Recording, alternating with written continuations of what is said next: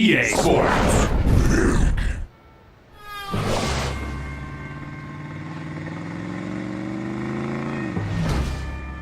Impressive. From here, it's almost serene, calm even. From here. But inside, it's a whole nother scene. Inside, it's just one big brawl. Used to be you wanted to make yourself known. You prove yourself as a street fighter, a hustler. We don't fight out in the streets no more. We're organized now. We too, gangster for the garden. So we've taken it underground. I'm a businessman, and this is my business. My rings, my rules, my crew. Method Man, Nori, Capone, Luda, DMX. You want a shot at me, you gotta make it past these brothers. You wanna take what's mine, you gotta beat me. But nobody ever beats me. Start riding, my flow spring is hiding. My John Cochran, like the riding. I shagged her before you married her. Took the ring, pawned it for an actor. Smash her, crash her. Breaking the sound barrier. Hardcore bullet, actually can't run it. Who's looking for this shit? City suspects, put it.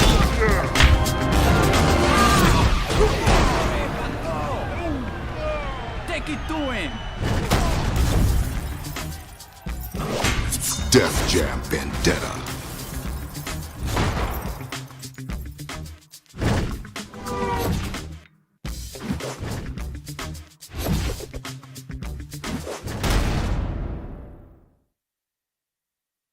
What's up, everybody, and welcome back to another episode of Izzy's Retro Video Game Reviews, man.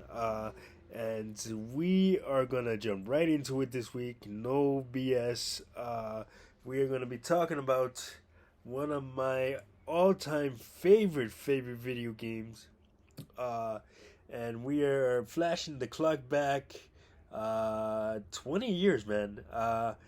This year we're coming up on the 20th anniversary of the original Def Jam Vendetta, and before you even ask, and you shouldn't be even asking, but before you do even ask, I will be covering Def Jam Fight for New York on a future episode.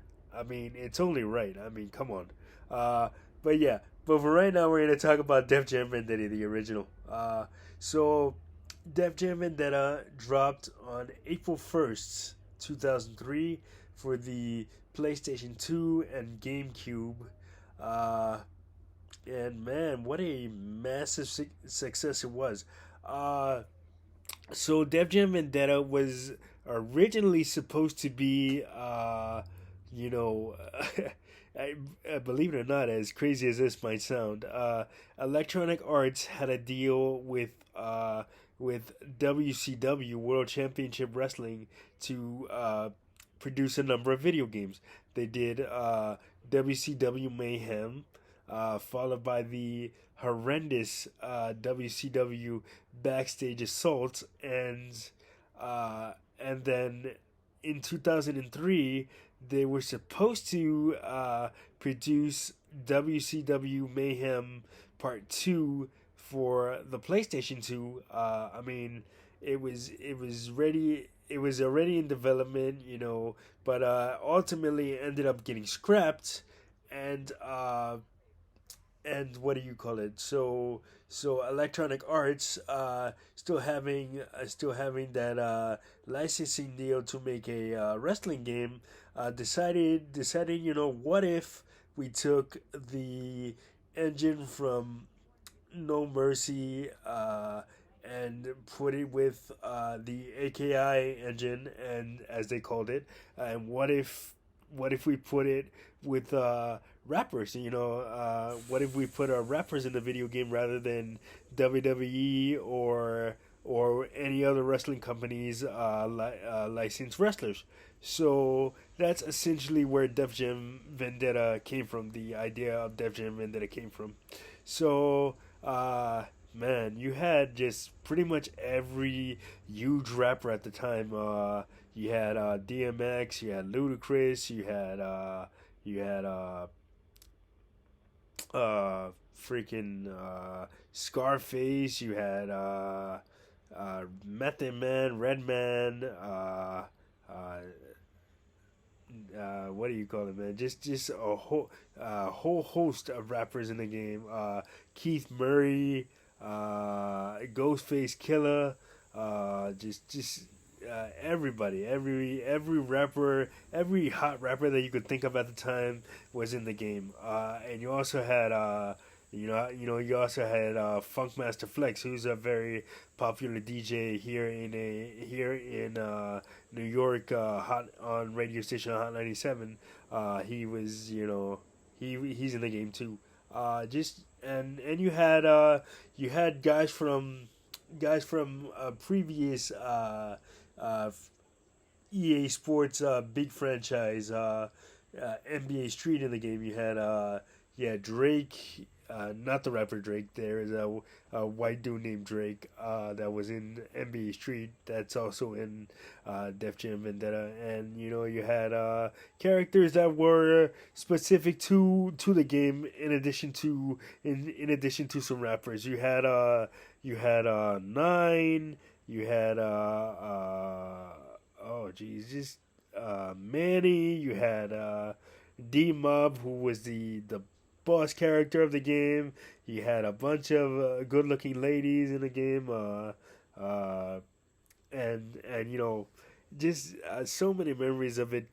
So many memories of me playing it growing up.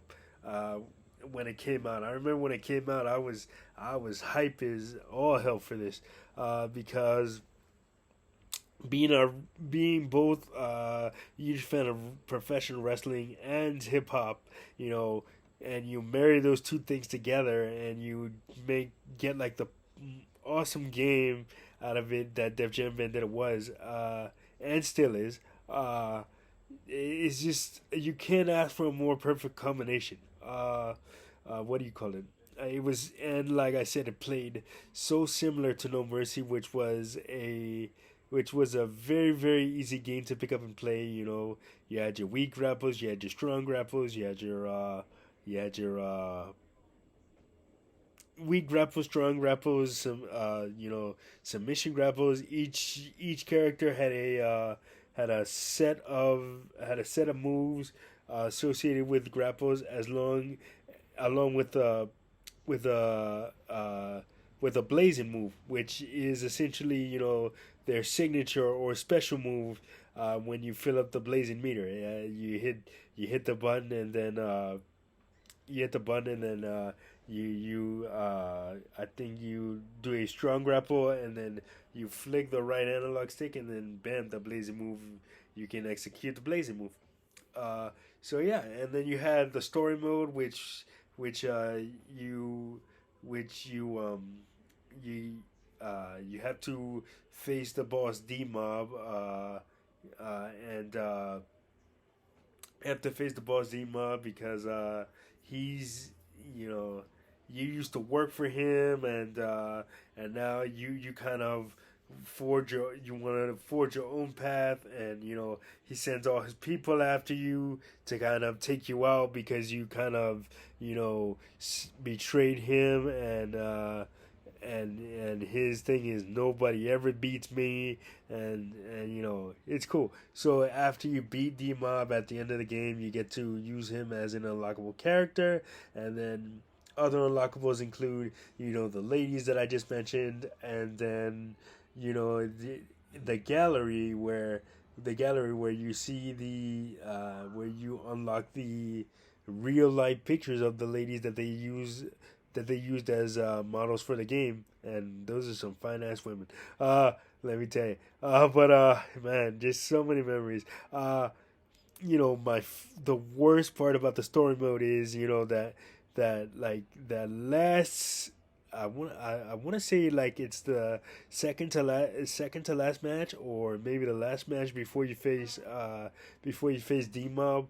It's like a 3-on-1 match, and instead of just defeating one of the opponents to win the match. You have to basically knock out all three, and you're by yourself, and they're all triple teaming you. It's annoying. That was like the most frustrating part of the first Def Jam Vendetta. But man, once you get through it, it's rewarding, man. And then like I said, the sequel, which we will be covering, Def Jam Fight for New York, just took things to a whole new level, and I can't wait to cover that one. That is gonna be a lot of fun.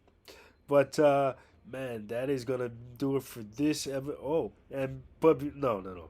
Before we wrap this up, let me just say, man, that if you ever wanna find a copy of Def Jam Vendetta or Def Jam Fight for New York, good luck, man, because I checked online, and though they are selling for a crap ton of money. I mean, the cheapest you can probably find a copy of Def Jam Vendetta is, and this is Def Jam Vendetta. We're not even gonna get into Def Jam Fight for New York. I mean, Def Jam Vendetta, the cheapest copy that I can find online is like $80. So if you didn't have if you didn't have an original copy, or you lost your original copy, and you're trying to reclaim it, good luck, because those babies are expensive. But anyway, that is gonna do it for this episode of Izzy's Retro Video Game Reviews. Like, subscribe, and share. And don't forget to hit that notification button so you don't miss a video. And I will catch you guys in the next one. Peace.